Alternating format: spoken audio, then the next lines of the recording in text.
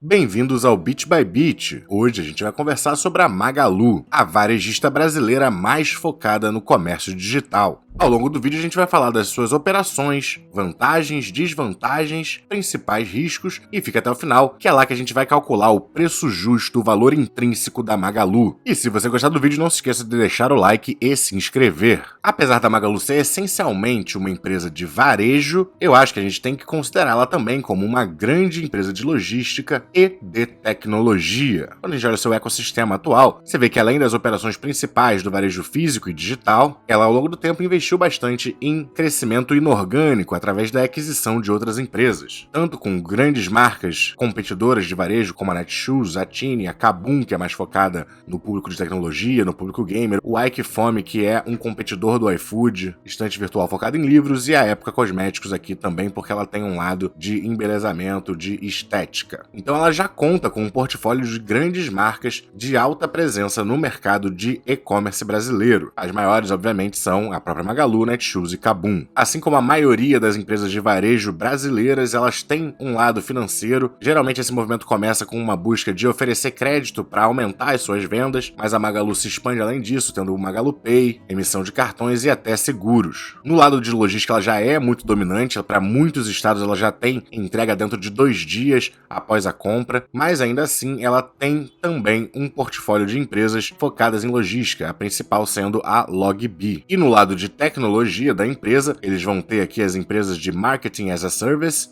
que são focadas em marketing, anúncios. Inclusive ela opera o Magalu Ads, então ela tem também uma receita de anúncios, e é por isso também que ela investe em conteúdo, tanto o Canaltech de tecnologia, quanto o Still the Look de moda, e quanto o Jovem Nerd de conteúdo mais gamer, uma coisa aí mais jovem. Então eles têm esse foco, eles têm esse direcionamento e essa integração com as tecnologias que vêm surgindo. Eu acredito que a Magalu seja uma das empresas mais bem posicionadas dentre as varejistas brasileiras. Mas não é só de flores que vive a Magalu, ela vai ter dificuldades por aí, não diria nem tanto vindo da Via Varejo, muito menos da Americanas agora. Mas o Mercado Livre ainda tem uma posição muito consolidada, uma entrega de muita qualidade e uma vastidão de produtos. Então eu diria que o principal risco para a Magalu são as empresas internacionais, tanto o Mercado Livre, por já ter um grande domínio, uma grande presença e consolidação no mercado brasileiro, quanto a Amazon, que apesar de atuar no mercado brasileiro não é tão forte aqui, mas ela pode decidir buscar esse investimento e seria mais um desafio para a Magalu.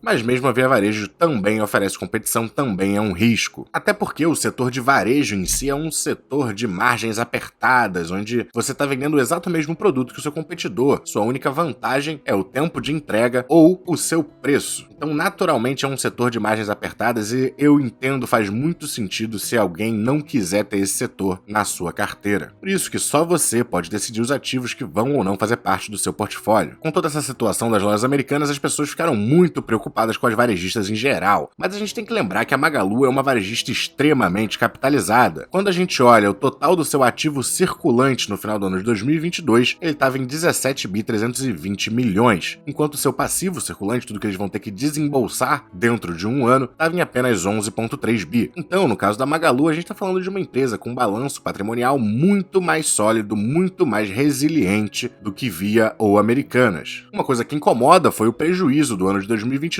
batendo quase 500 milhões de reais. O grande vilão do ano foi o resultado financeiro, obviamente, olha como estão os juros aí, e junto com os altos juros, a desaceleração da economia.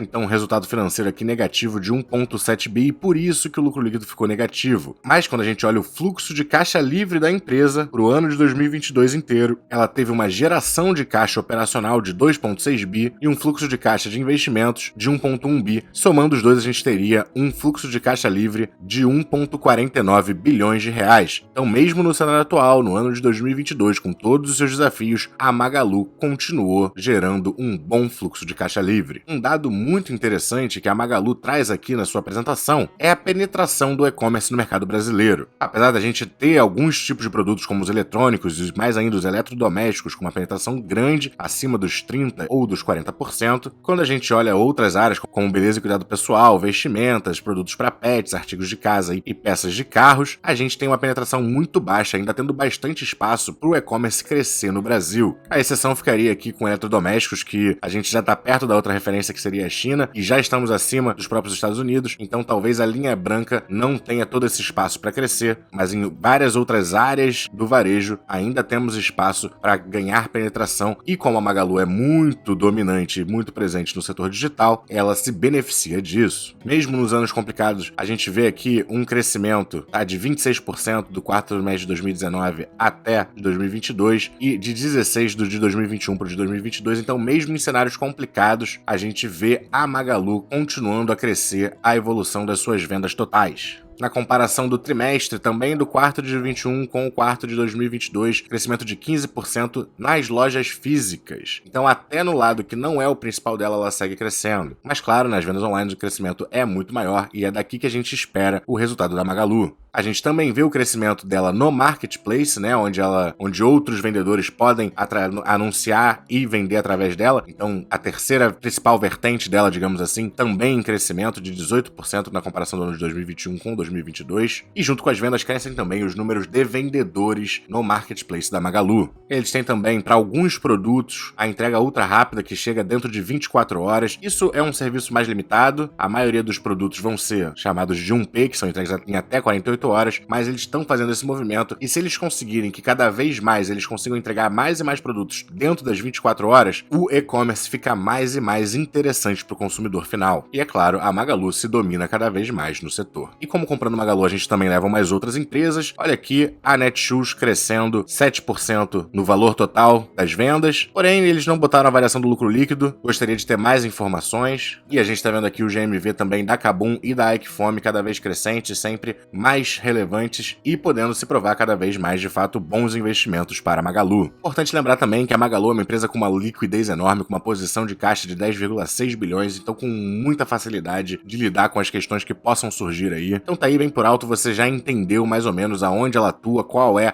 a estratégia da Magalu. Mas antes de passar para os múltiplos da empresa e em seguida o cálculo do valor intrínseco dela, eu queria lembrar um outro risco. Eu diria que mais especificamente no lado de conteúdo, que eu não tenho certeza se vai gerar um fluxo de caixa tão atraente assim, nem se os anúncios que esses canais de conteúdo permitem que ela venda vão ser tão relevantes assim. Então eu tomo esse como mais um risco pra gente ficar atento, mas não deixa de ser uma empresa muito interessante. Com o prejuízo aí do último ano, ela não pagou dividendo e se encontra atualmente no valor de R$ 3,69. Ela tem um tag longo de 100% e uma liquidez média diária muito confortável. Quando a gente olha o seu EV/EBITDA, o seu Enterprise Value por EBITDA, a gente vê que ele se encontra atualmente nos 15,13 vezes. Até 2017 ele era bem mais baixo, a partir daqui foi a disparada da Magalu e ela foi precificada num patamar de expectativa de crescimento bem maior e desde essa mudança da perspectiva do mercado, esses 15 são um patamar mais baixo do que ela ficou em 2018, 19, 20 e 21, por exemplo. Mas ainda assim tá longe da gente poder dizer que ela tá barata em relação à sua precificação histórica. O seu PL atualmente está em menos 49, mas como a gente já falou, ela teve um prejuízo, né, de quase 500 milhões de reais no ano de 2022. Se a gente olhasse para o lucro anterior, que foi mais perto dos 600 milhões, então se a gente pegar aqui o valor de mercado atual da Magalu e dividir pelos 590 milhões de lucro líquido do ano de 2021, a gente teria que, em relação ao lucro do ano passado, ela tá com um PL aí de 42 vezes. E assim como a gente viu no EV/EBITDA, um PL de 42 vezes está abaixo do que ela viu aqui desde 2018, mas ainda é um PL muito alto. Quando a gente olha só a dívida líquida por EBITDA, ela ficou negativa por um tempo aqui, né, de 2017 até 2020, agora voltou a ser positiva, está num patamar inclusive mais alto do que ficava até 2017, então houve um crescimento da dívida, mas ainda num patamar relativamente confortável de 2,27 vezes. Lembrando que essa alta aqui é normal com o momento de Selic de 13,75%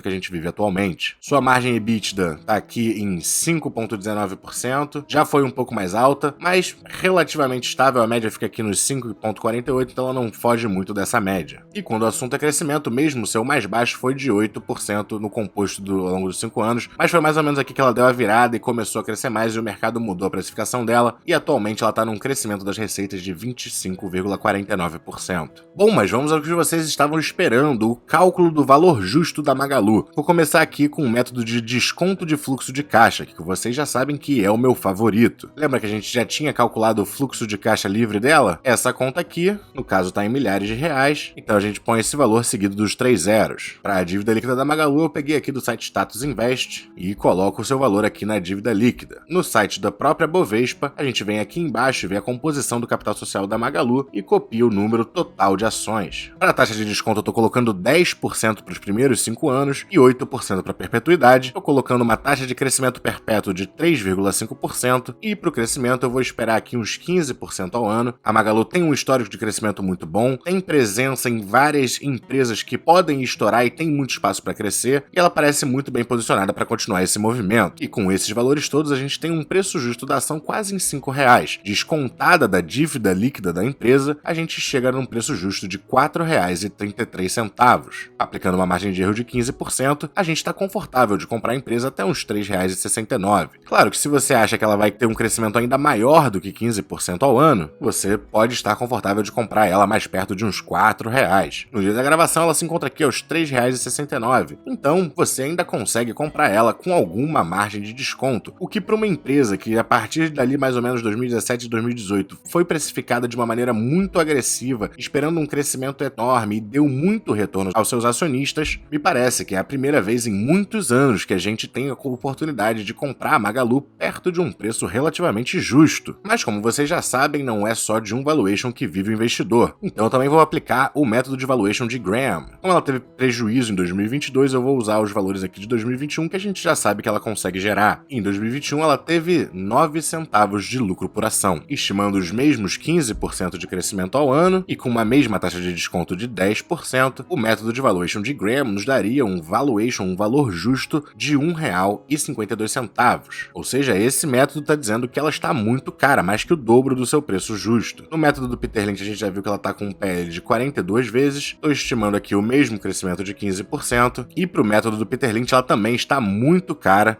o seu valor justo seria num valor de número 1, então ela está aí 2,8 vezes acima do seu valor justo. Porém, como vocês sabem, o lucro ele é mais suscetível às normas contábeis, sendo o fluxo de caixa livre uma métrica menos manipulável e mais fiel à realidade de geração de caixa da empresa. Portanto, eu continuo dando mais peso ao desconto de fluxo de caixa livre e acharia uma boa compra da Magalu, talvez ali até uns R$3,80, R$3,85. Isso é claro, partindo do princípio que ela vai continuar crescendo o seu fluxo de caixa livre dentro das taxas que eu projetei. Mas é claro, sabendo que ela é uma empresa de crescimento, ela não está pagando dividendos, ela deve voltar a pagar quando ela voltar a ter lucro, mas não vão ser dividendos altos, ela tem que fazer parte de uma estratégia de crescimento na sua carteira. E só você pode decidir se vale a pena ou não ter esse tipo de estratégia e se a Magalu é a melhor opção dentre as empresas de crescimento. Se você gostou do vídeo e quiser contribuir com o canal, eu tô deixando aqui a nossa chave Pix. Assim, independente do valor da sua contribuição, você incentiva que o canal continue funcionando.